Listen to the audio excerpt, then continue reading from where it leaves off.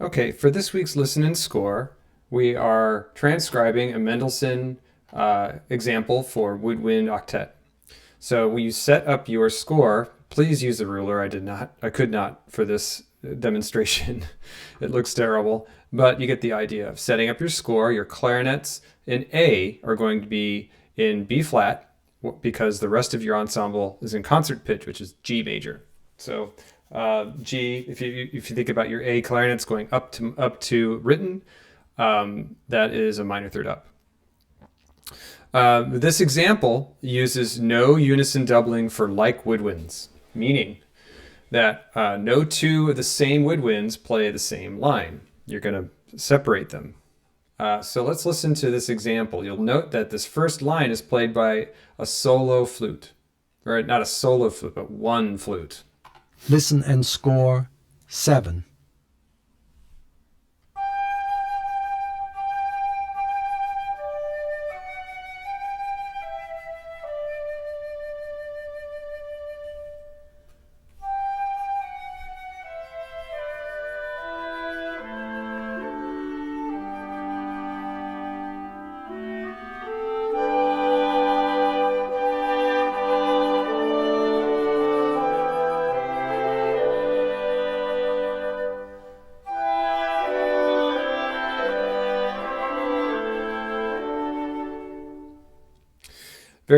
Very nice mixture. So I started writing our flute line here, and notice that I'm using stems up, and then if I do that, I have to put a whole rest below to show that the seconds are resting. Also note that this is where the hold is here, and we're going to it's also important to show that this is a dotted rest for your seconds to also rest. And so this is in 4 parts. So a solo flute. We'll listen to this part next. We'll look at this phrase and this phrase. This phrase in particular has all 8 woodwinds. So you'll write a part for each layer, okay? This one is just flute 1. And this part is actually 7 woodwinds. And you lose your bassoon 2. So the bassoon 2 is resting in this last phrase. Let's listen to how the woodwinds enter in this second phrase. You'll notice that the flute 1 begins it, oboe 1 enters, and then you'll hear these 2 layers enter in turn. Let's hear what these 2 are.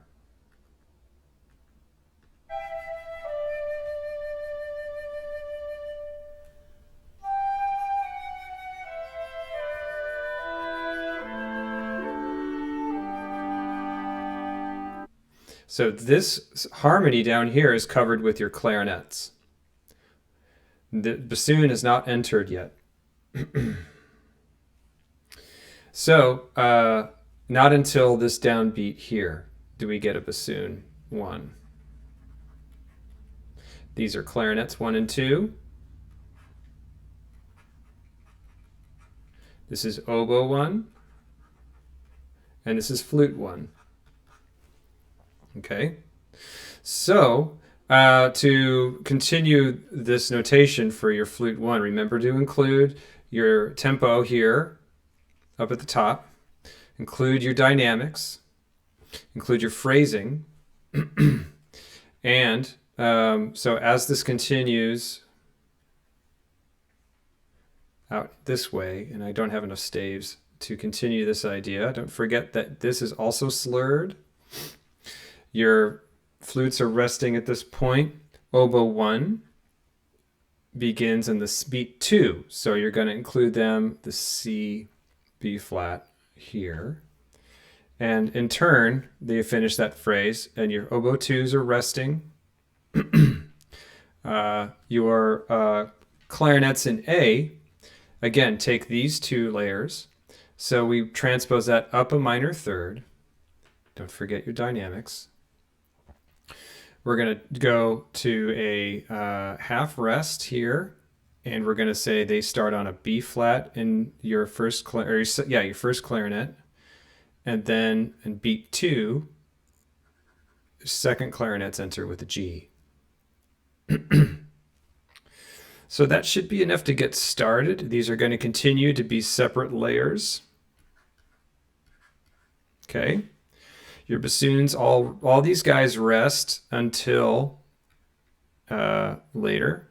I think I'm putting these on the wrong lines as I'm moving fast. I'm sorry.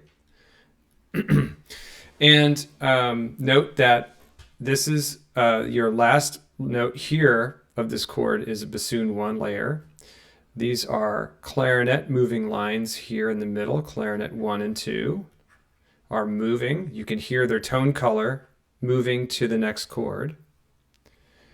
And your top voice is flute 1. Okay, so start with the things that you do here, and then make hard decisions about how to voice these things. You'll find that you can hear these moving parts easier, these eighth note moving lines. So it's important to do that, to listen for continuity of color. These are all 8 woodwinds, so probably the same 2 woodwinds are going to harmonize themselves and take these 2 things. So let's listen for what colors these eighth notes are. Here.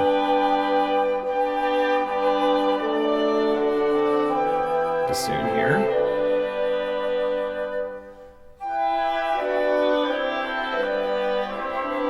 So these 2 are oboes, and these 2 are clarinets.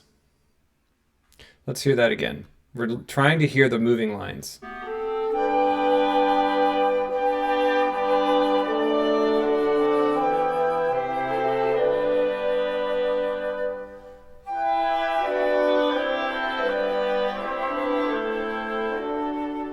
So this last layer, these eighth notes are bassoon 1, because we know that bassoon 2 is resting. So this whole layer is probably going to be your bassoon 1 line, and you can then make decisions there from there. I think that gets you started on the right track. Remember to add all those details and to listen into the recording and make decisions about color. If you have any questions, let me know. Thank you.